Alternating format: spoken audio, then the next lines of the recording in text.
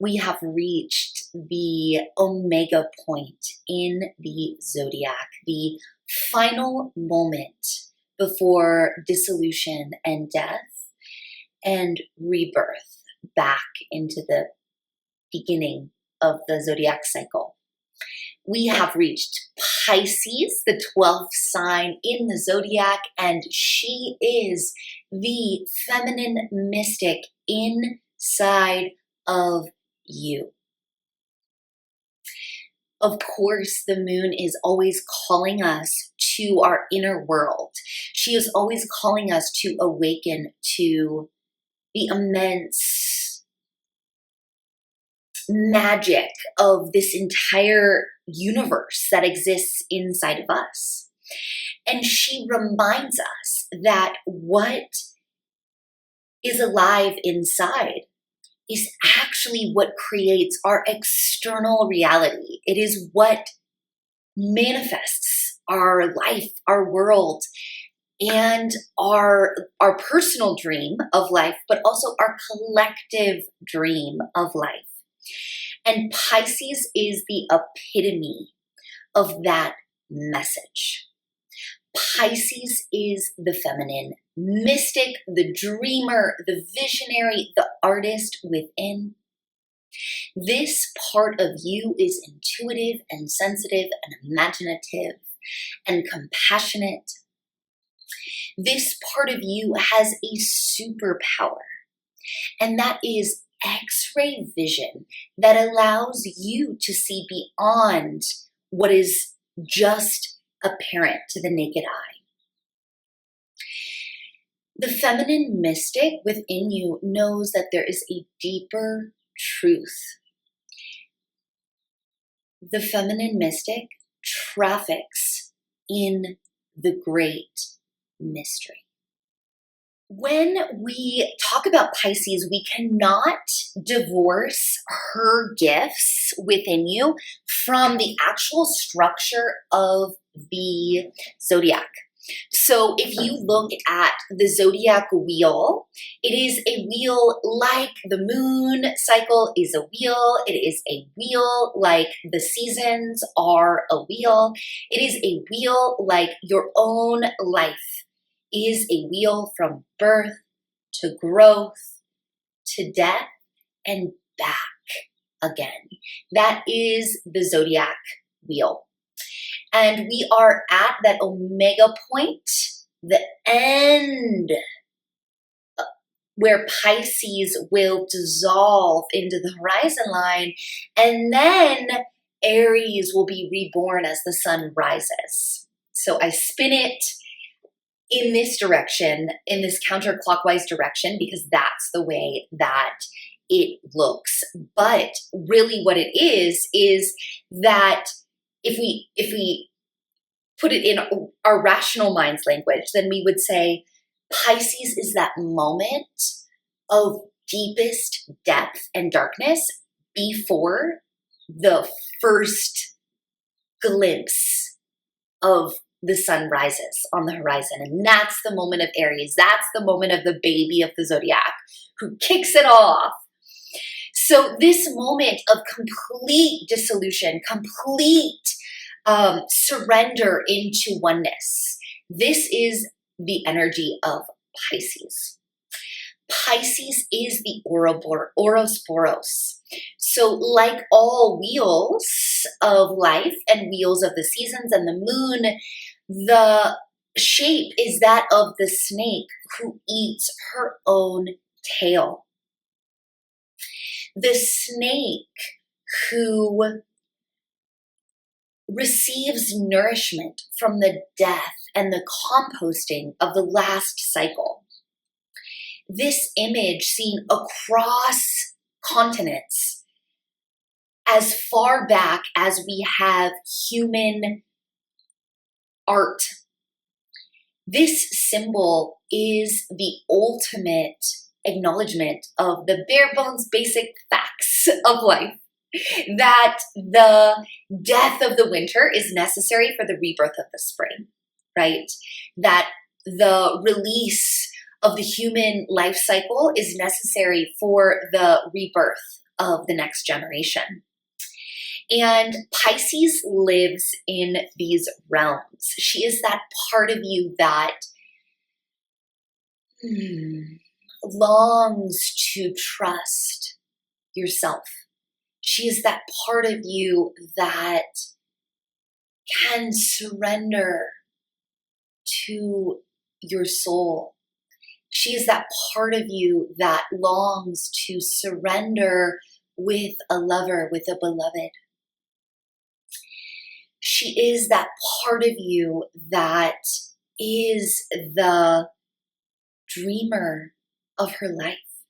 She is that part of you that knows that all of this, all of your life, this moment, that you have created this moment through your very dreaming, through your very audacious dreaming. The most potent recent cultural product, cultural creation, art piece that represents this is the story of the Matrix. It is a universal tale that many have likened, for good reason, to the story of Christ himself, and that is the masculine energy of awakening. We're talking today about the feminine energy of awakening, which has a little bit of a different tone. But the Matrix, the movie The Matrix, and that choice of, do you want to take the blue pill? Go ahead, take the blue pill and just keep going with your life. Like, just keep pretending that what you see is all that's there, and keep consuming your processed food and your processed media and your processed news, and just pretend this never happened. And for most likely, if you're listening to this, for some of us, we've reached that moment, and a critical mass of us continues to reach that moment in life where we just can't keep pretending we didn't see it. We just can't keep pretending that this is all there is. We can't keep pretending that we're just going to consume whatever the news tells us, whatever the cultural trance tells us. Like, we just, at some point in our awakening journey, whether it is in this lifetime, in another lifetime, whether it's been, most likely, if you're watching this still, it's most likely been many lifetimes. You've been in that process of, there's just no choice anymore. Like, we have to choose the red pill. And when we choose the red pill, it's a spiral staircase that draws us deeper and deeper into our own truth, into our own heart, into the heart of Goddess herself. The root of this whole dream and this whole mystery is always and has always been love. So the mystic traffics in the mystery, and she traffics in love. That is the ultimate. That's what's underneath the mystery. And that is what we are always in this game of life to discover and to remember. And that unfolding is not straightforward. Like, wouldn't it be great if it's like, oh, cool, I'm going to embrace the mystic. And actually this happens to many of us where we're like, we have an awakening, right? You have like this moment of like, oh, wow, I see my ego constructed self, or, oh, I see this relationship, this marriage that I've been playing is a facade. It is a theatrical, journey that I've been on, or this job, or whatever it is, where we see it and we're like, oh, we awaken, maybe we do a medicine ceremony, we awaken and we're like, I know the answer. And that lasts hopefully not very long, because when we really enter into the watery realms of the mystic, we come to understand again and again and again, like, we don't know anything. And that's the immense paradox of the mystic, is that she is always in the process of, let's say at her lower vibration, she is always in the process of seeking. She's a seeker. She desires to know the truth. And in the higher octaves of the mystic, she surrenders the need to know. And she acknowledges and awakens to the fact that this beautiful, mysterious kaleidoscope of life is always shifting and always changing. And she is always teaching us and working us and honing us like a tool to awaken us deeper and deeper to the truth of our nature and to the truth of the nature of all of life, which is, of course, and always has been, love. And through that realization again and again, in order to receive that gift, we do have to die to who we thought we were. We have to keep feeling into who we thought we were and what we thought was, and allowing that to compost and to release and to let go. The greatest superpower of the mystic is her trust, is her surrender. And this is a multiple lifelong journey. But we can be supported in this process of awakening by the great goddesses who live in the oceanic realms. Pisces is ruled by the god Neptune. So if we're talking about modern traditional astrology, it's based in this Greek, Roman, colonial mythology. But if we trace back, the roots of these oceanic gods are always with their consorts. They are always with their beloveds, because the masculine, the doership, really in some ways it's like the what we perceive with our ego mind, and our logos and our rationality can never be divorced from the underlying matrix of consciousness, which is the feminine, which is the dance of creation. And so we can look to the great goddess Yamaya, the goddess who arises from the African traditions as this being. Originally, she was the goddess of the rivers and their sacred life-giving, their capacity to like offer food and offer water and offer sustenance for humans. And as the slave trade drew her mythology across continents, she really expanded into what this world needs so desperately, this great mother goddess, this oceanic goddess. And as she entered into the Cuban context, the Brazilian context, and then ultimately into the US context as this source of hope and this source of refuge and sanctuary for slaves, and ultimately now for all beings who embrace her as she's like blown up on the scene, she is that never-ending source of nourishment. She is the great mother who provides regardless of circumstance. So Yamaya is the one who birthed all the 7 oceans of the world, all the sacred rivers. When her water broke, there was the waters. And Pisces itself is a sign rooted in the water element. And when we look at the 3 water signs of the zodiac, we see that we start with Cancer, and you can think of Cancer as the crab energy as like let's say like a peaceful lake or a stream, like peaceful and gentle and loving mother energy. And then we move to Scorpio energy, where we are going to be very soon with the new moon. And Scorpio energy is like that, like, let's say the lake, it's like the lake where like at the bottom, it's like the giant lake where at the bottom you're like, I don't know what's down there. It's a little intense, like a little creepy down there. There's probably like some real interesting creatures down there. And I don't know. I don't want to go down there. So Scorpio's sex, death, transformation. It is like the swampy energy of the underworld. Ooh, I can't wait to get there. We're getting there so soon in the new moon. But Pisces is the giant ocean, the never-ending expanse of consciousness, of human consciousness. It is the infinite. It is the source from which all life is born, right? Like on a very simple biological level on this planet, like all life was created, all this beautiful, lush diversity around us, it was created by the waters.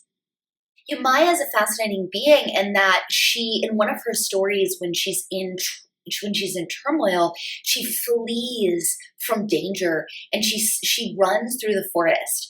And this water energy, her body begins to shift and change, and she becomes the river that then snakes back down to the ocean to reunite with her original nature.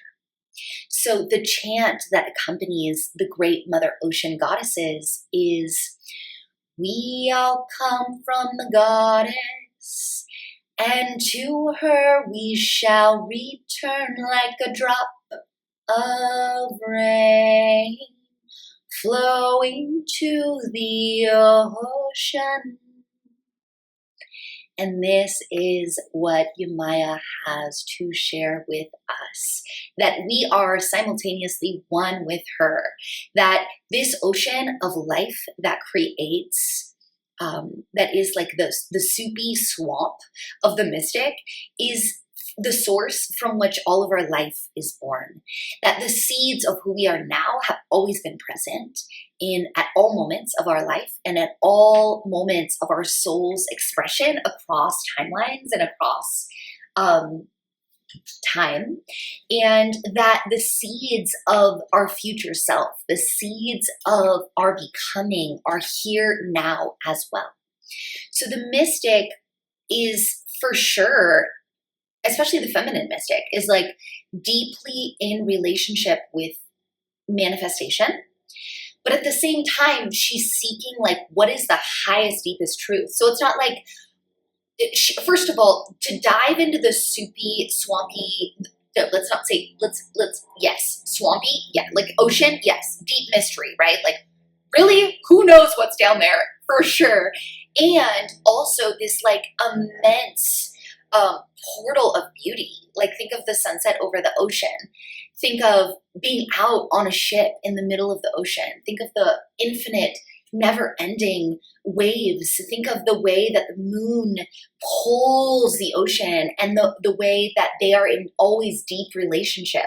The feminine waters and the feminine moon are what rule our body. They are what rule our hormones and our capacity to create, right? Like our capacity to be ovulating and to create life and to create all of the things we do. And yet the mystic is not just concerned, like if we talk about the wise elder Capricorn, we're talking about manifestation for sure.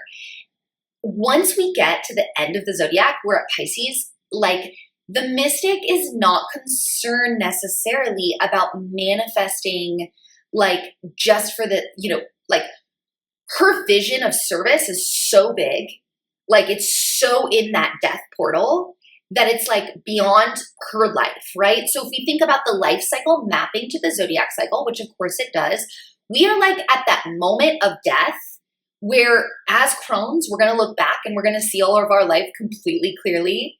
And we're like, oh, I see. And what most often people say at their death is like, oh, I see. It wasn't about the stuff. Oh, I see. I didn't need to work so hard.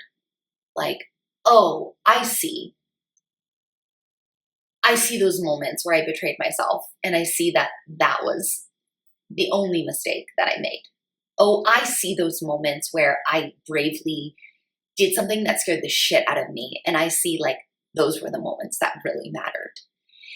So this is that moment of samadhi in the zodiac, samadhi, the awakening. And we will all experience samadhi. That is what we're here to do, the great return to love. It will happen at our death. So there's no need to rush to the death. And that is one of the huge pieces of the difference between the feminine mystic and the masculine mystic, is like the feminine mystic is here to awaken again and again and again and again and again and again, through sex, through life, through learning, through death, through all the ways. And the masculine model is like, oh, we're going to meditate, we're going to like do this thing, and then we're going to reach a light in samadhi, and then we're going to like hang out there. And that's awesome if that's real for some.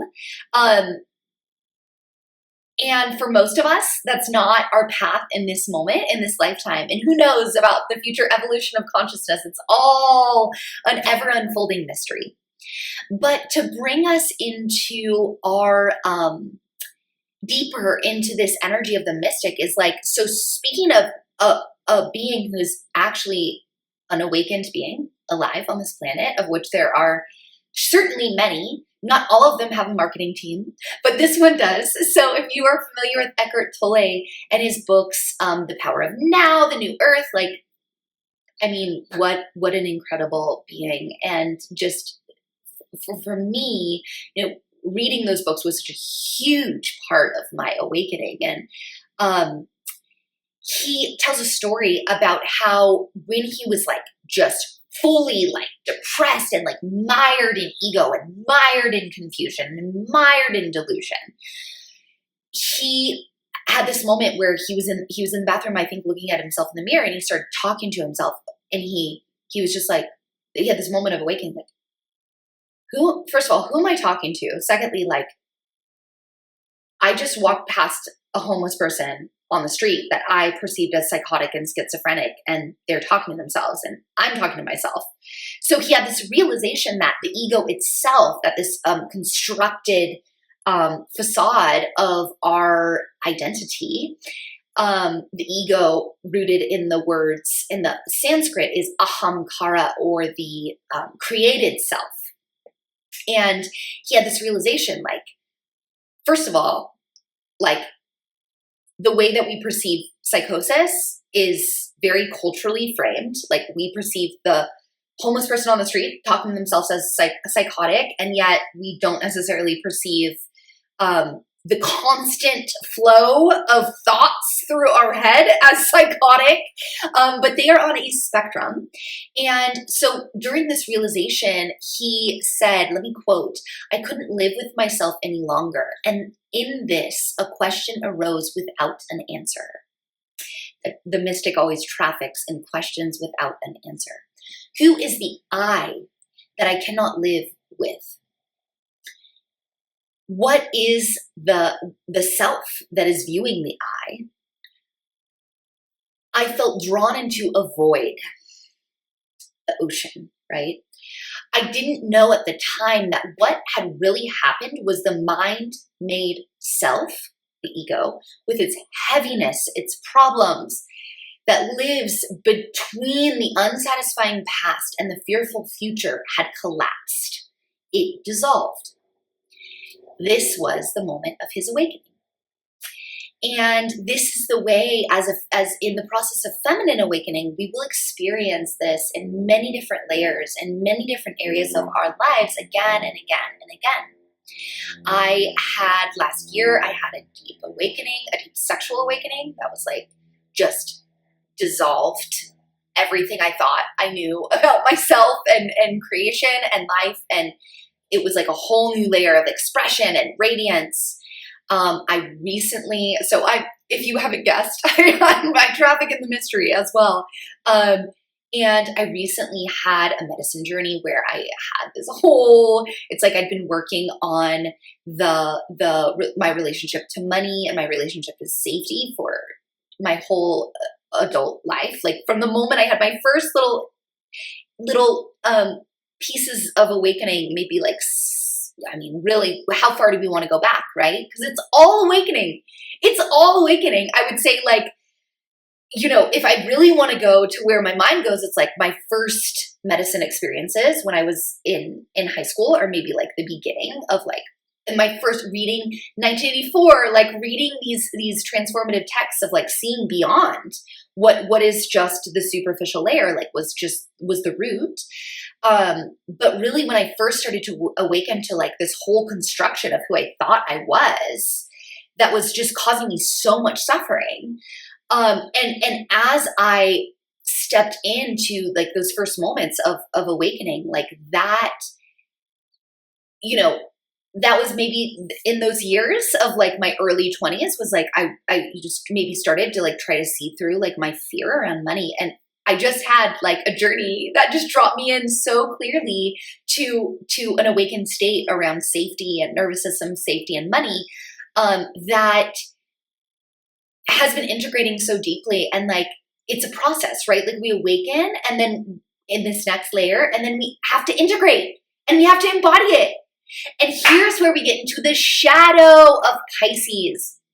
So the shadow of the mystic is escapism, illusion, delusion, denial, deception, being deceived, being easily deceived by others, like being pulled into a cult-like mentality or a dogmatic mentality, being avoidant of reality, wanting to go into fantasy, escape into fantasy. So here's where spiritual bypassing comes in.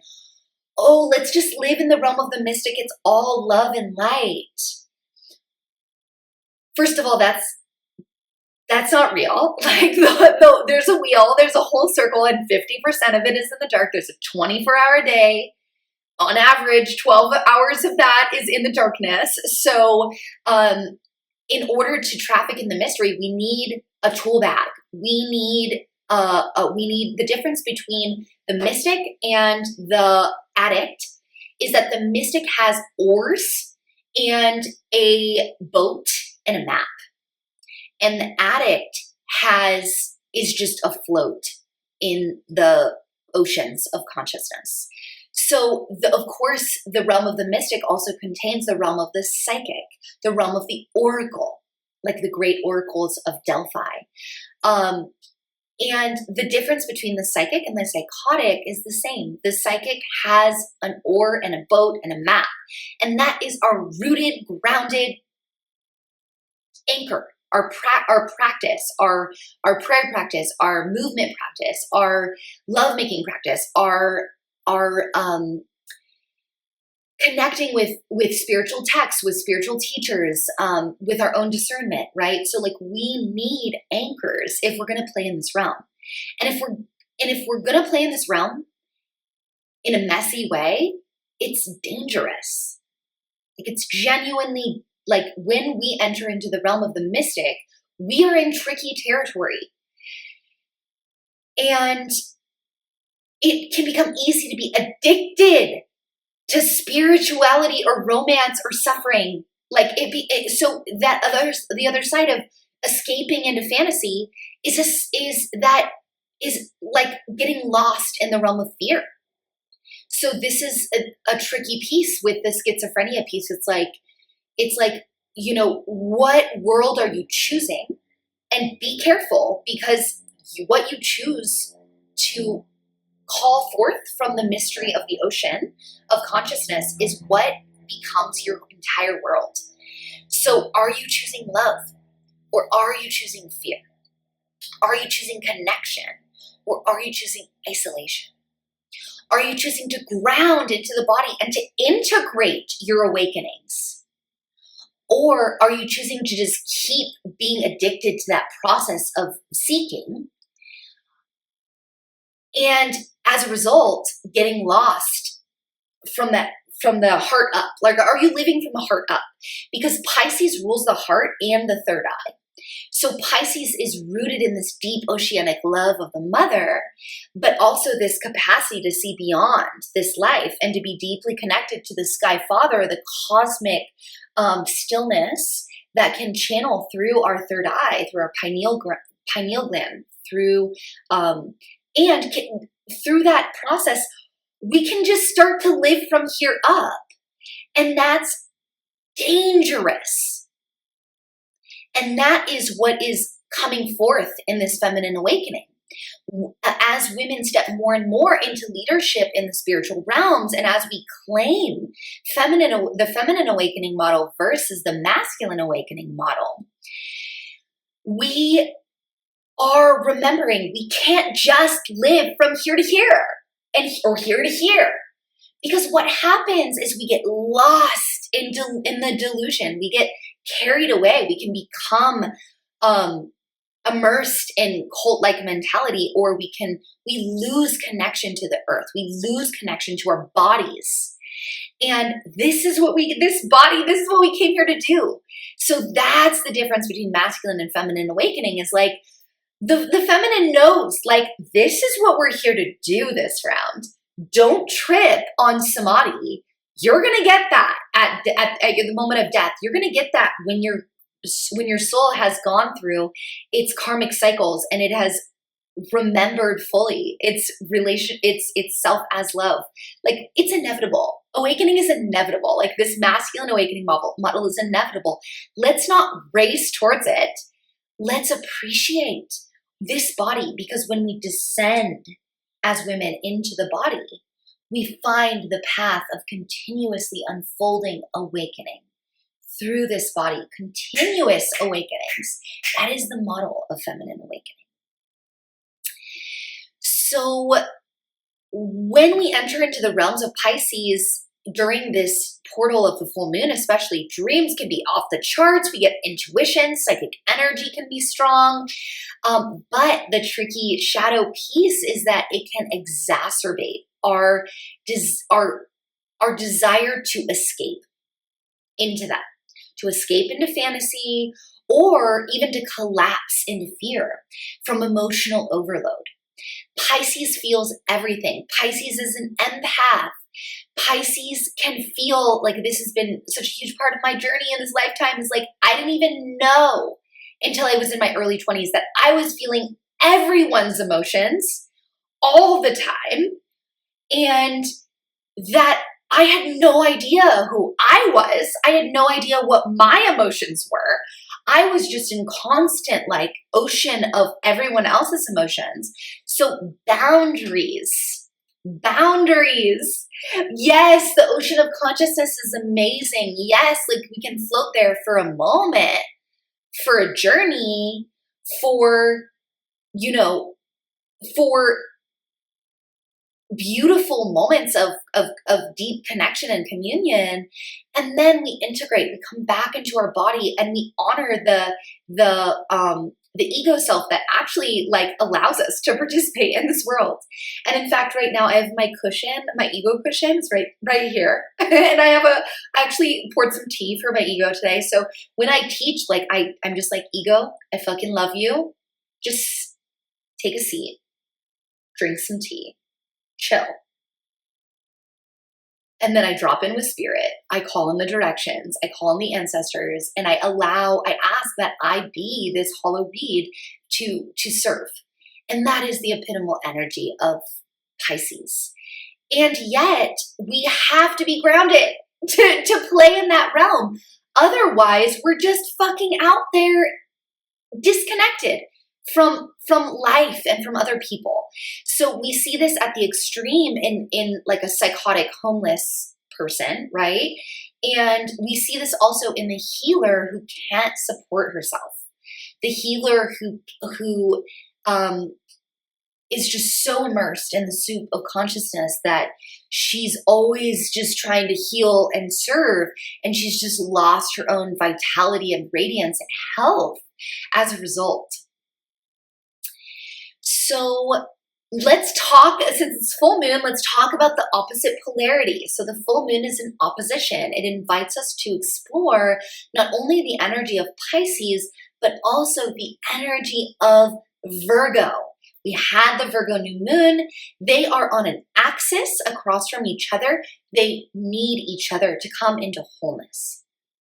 So the energy of Virgo is the energy of the priestess, or the healer who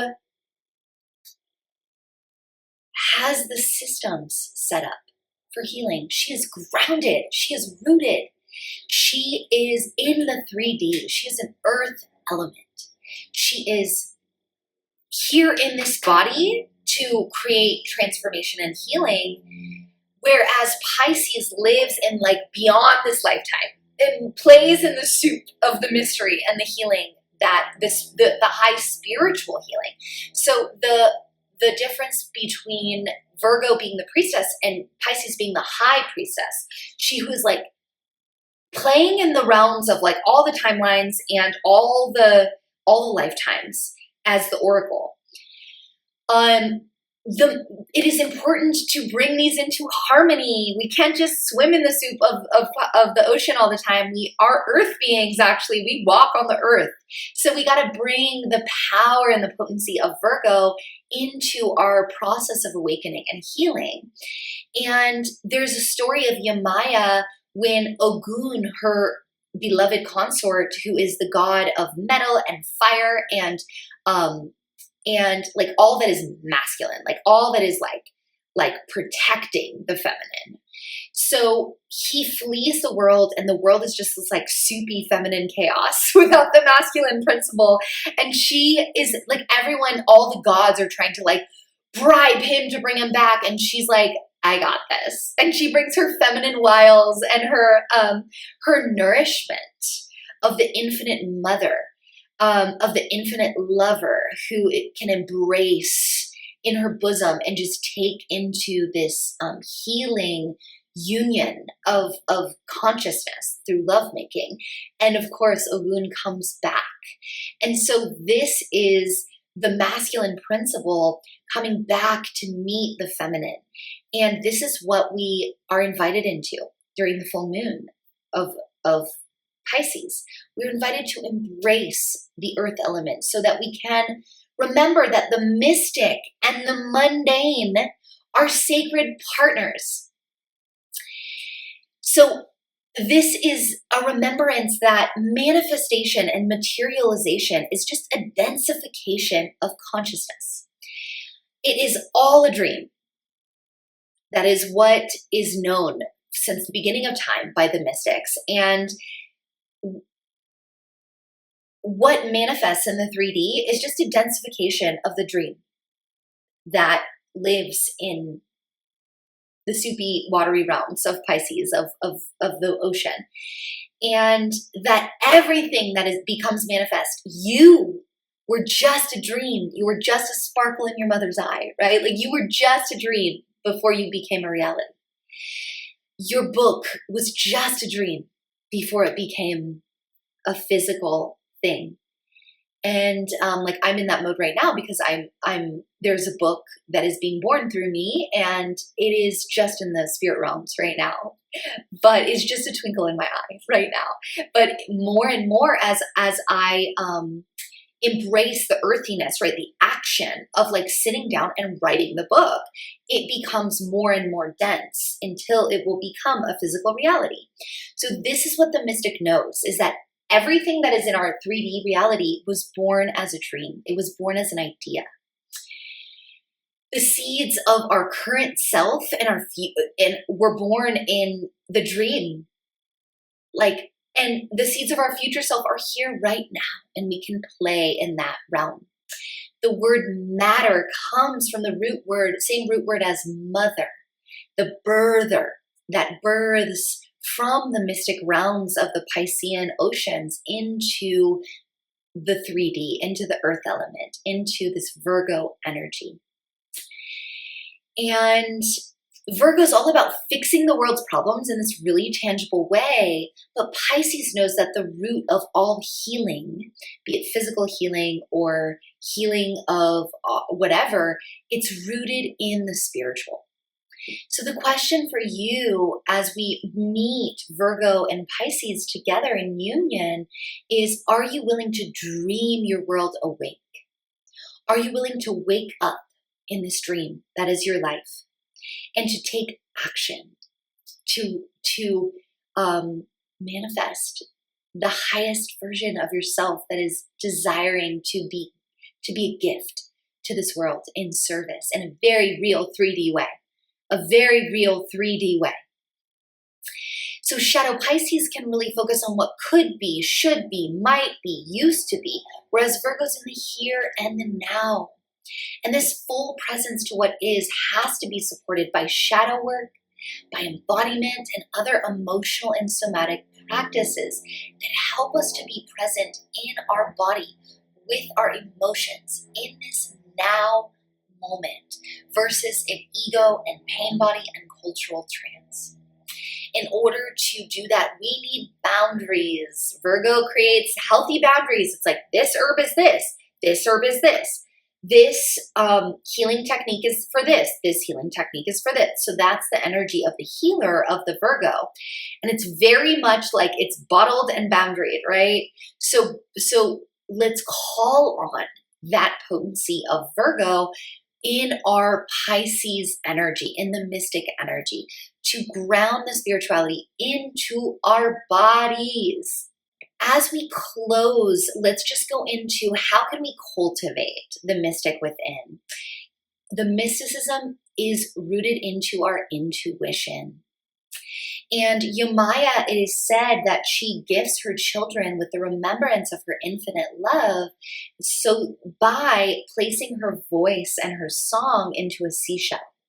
So we can pick up a seashell at any moment, even if we're billions of miles from the sea. We can pick up a seashell and we can hear the voice of the Great Mother, where this is the tapping into intuition that's available at any moment. We have that shell of listening, that shell of remembrance. When we turn inward to our body is the shell.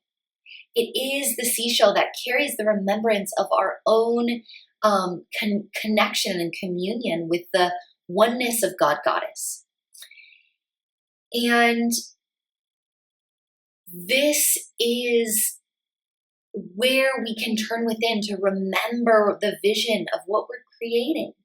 The golden dawn, the new earth, the great turning that you are a part of by being a feminine mystic, by being in the process of feminine awakening, by remembering that you are a soul and you're an infinite spirit having a human experience. Take this gift of Yemaya and listen in to your intuition, which is so strong during this Pisces season. And this intuition is the gnosis. It is the inner knowing. The masculine energy is in the logos. It is in the mind, right? And the feminine energy is in the body. It is the way we know with our body. We just know what is right. We know what is the next step. We know how to serve. To be disconnected from our intuition is to be disconnected from the feminine. Pisces works, the mystic works through the third eye, through the womb, through the amygdala, the feminine third eye. We all have an antenna to open to the infinite field of collective consciousness. ESP, extrasensory perception, just is here now in your body. This is what the mystic within you knows. So let's close down with a prayer. Prayer is the realm of the feminine mystic. Prayer is the way that we call on the infinite ocean of consciousness to bring in what we truly desire. So I invite you to either close your eyes, take hands onto body, Anjali Mudra, whatever feels good for you. And as we drop into our breath here, we receive this air that is the gift of spirit and the union of the outside with the inside as we call air into our own beautiful sacred being. We pray for the blessing of Yemaya, the blessing of the Great Mother Goddess. We pray to feel the truth of our own union with all of life, the gift of Pisces. And we pray also for the gift of Virgo to ground that truth of infinite divine love into our daily actions, into our bodies, into our life.